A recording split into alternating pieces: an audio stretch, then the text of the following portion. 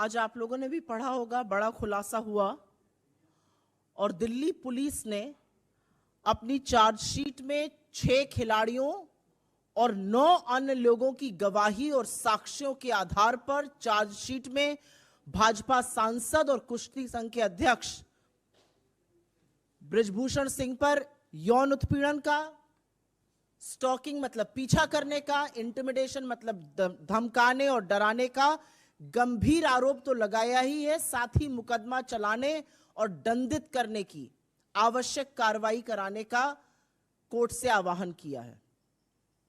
आपकी जानकारी के लिए यहां पर बताना जरूरी है कि बृजभूषण सिंह भाजपा सांसद पर धारा 506 आपराधिक धमकी, 354 महिला की लज्जा और शीलता को भंग करना, 354A यौन उत्पीड़न, 354D पीछा करना जैसी धाराएं लगाई गई हैं। पुलिस ने अपनी चार्जशीट में बृजभूषण सिंह को कोर्ट बुलाकर ट्रायल शुरू करने और विटनेसेस जो इसमें मेंशन्ड है उनको बुलाकर मुकदमा शुरू करने की पैरवी की है।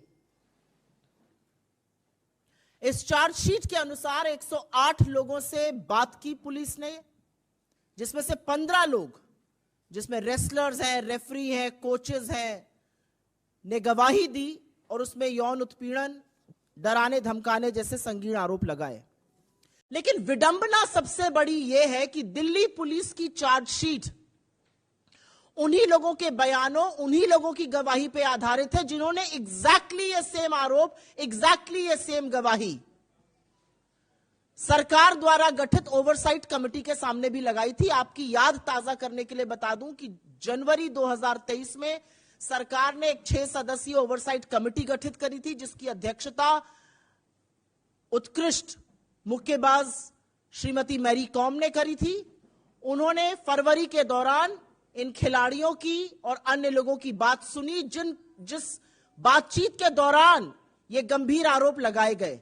लेकिन अप्रैल 2023 में जब इस ओवरसाइट कमेटी ने स्पोर्ट्स मंत्रालय में अपनी रिपोर्ट प्रस्तुत करी, रिपोर्ट पेश करी, सबमिट करी, तो उसमें उन्होंने बृजभूषण सिंह के खिलाफ उठे आरोपों पर मानो आंख मूंद ली, एक आपत्ति नहीं जताई और पुलिस कार्रवाई तक की कोई मांग नहीं की।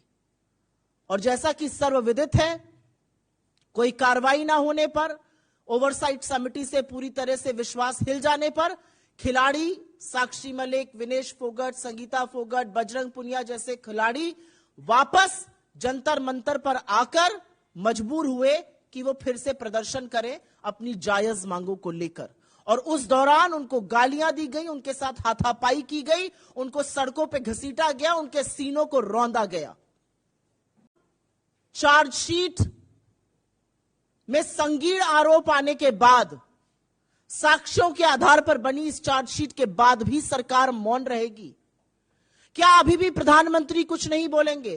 क्या अभी भी महिला बाल विकास मंत्री स्मृति ईरानी अपना मुंह तभी खोलेंगी जब राहुल गांधी के खिलाफ विश्व गणना रहेगा? क्या खेल मंत्री अनुराग गोली मारो ठाकुर तभी नारे लगाएंगे जब दिल्ली में दंगे कराए जाएंगे? इस चार्जशीट पर कोई कुछ नहीं बोलेगा। क्या अभी भी संरक्षण बृजभूषण शरण सिंह को दिया जाता रहेगा?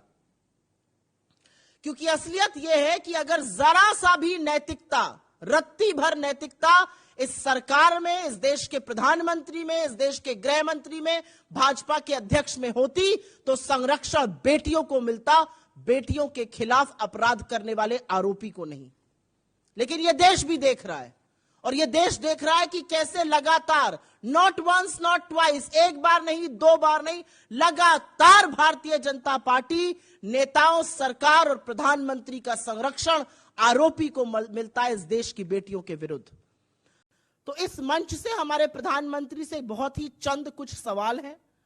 हमारा पहला सवाल तो वही है जो यह सवाल पूरा देश सोच रहा है। महिला खिलाड़ियों के खिलाफ यौन शोषण के मामले पर प्रधानमंत्री चुप क्यों हैं?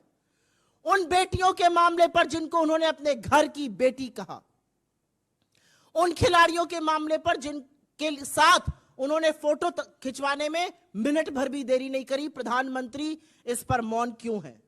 प्रधानमंत्री अपने चहेते सांसद बृजभूषण सिंह को पार्टी से कब निकाल फेंकेंगे? यह सवाल आज देश पूछ रहा है। आज देश पूछ रहा है कि भाजपा सांसद और कुश्ती संघ के जो अध्यक्ष हैं बृजभूषण सिंह, उनकी गिरफ्तारी कब होगी? क्यों इतनी छूट मिली हुई है उनको? और अंत में मोदी जी, आपकी सरकार बृजभूषण सिंह को संरक्षण देना कब बंद करेगी? बिकॉज यहां पर वस्तुतः स्थिति यह है कि यहां पर देश का विपक्ष आपसे सवाल नहीं पूछ रहा है। आपका टेस्ट, आपका परीक्षण इस समय देश की बेटियां करना चाहती हैं। क्या नैतिकता है जरा सी भी आप में? और आप क्या कीजिएगा?